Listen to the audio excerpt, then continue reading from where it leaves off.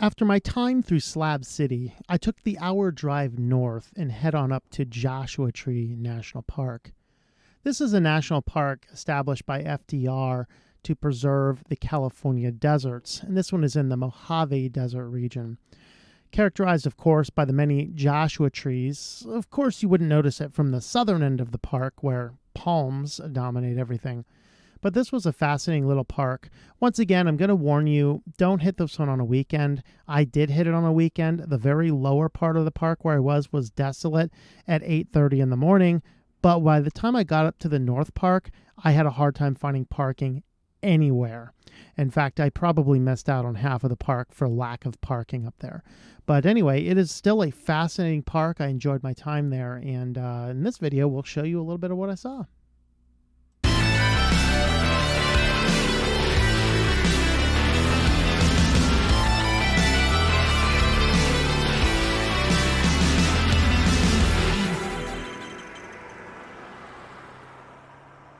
Well, I've made my way to Joshua Tree National Park, and so far beautiful. That's high elevation, mountains, and palms. So lots of fun stuff up here. This is the desert palm oasis, I believe, is the hike. It's about a 3.5 mile round trip, and so it's gonna be pretty fun to do. Got here early in the morning. It's only about, I guess it's right at 8 o'clock. That's what my clock's telling me right now. So anyway, we'll see what we see along this route.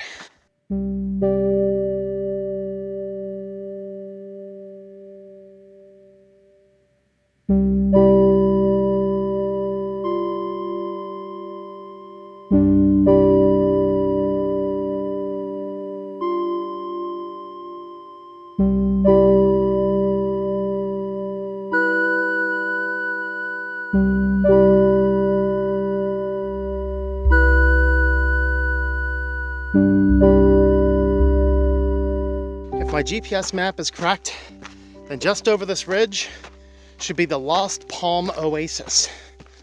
And I am looking at this for the very first time. I did not go back to refilm, so who knows what we'll see.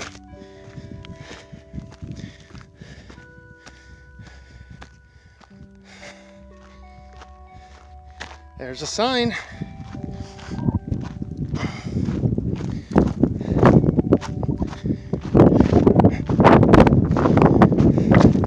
No trail beyond this point. Proceed at your own risk. The Lost Oasis. To be candid, it doesn't look any different unless it's over this cliff. Let's go up that one. Oh, look at that. Holy crap. Okay, we found something neat. Look at that.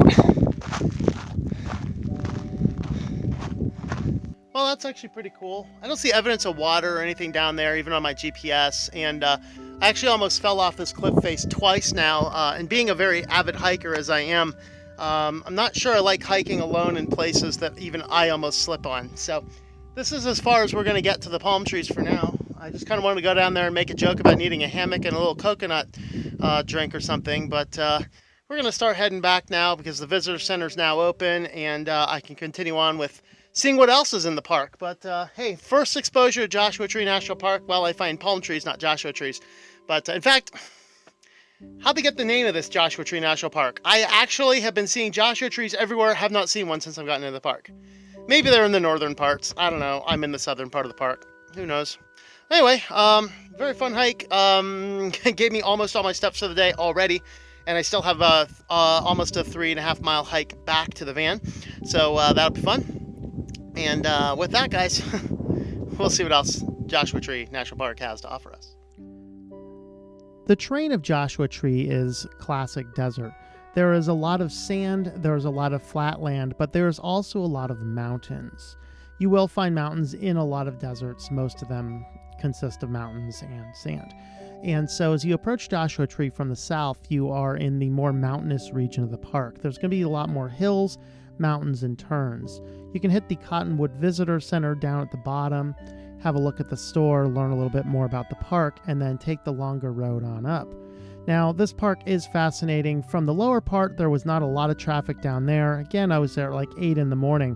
But by the time I get up to the top, there is a lot more traffic here on a Saturday. So I would love to come back to Joshua Tree on a weekday and visit some of it. Now, some of the fun things in the history, there's actually a series of washes down here. And the one here is somebody actually decided they want to try and build a turkey farm on it one year. So there is indeed a turkey wash from where somebody attempted to build a turkey farm, and that is right here. Interesting.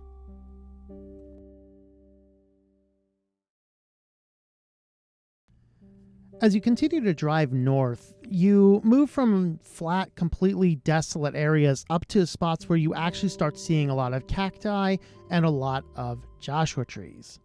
Finally, my favorite part was probably the Koya garden. So this was the Koya cactus garden. These are a type of cactus that they don't flower as much as they produce kind of like little offshoots. And as animals will walk by, they'll get stuck to them and then they'll carry them off. Kind of like you would grow a spider plant by picking off one of the little bulbs they grow. And not in this park, but I wasn't paying attention in a future park we're going to visit in a few weeks from here. And I actually got stuck by one of these. It really hurts. So keep your distance from these guys, but they are totally awesome little cacti.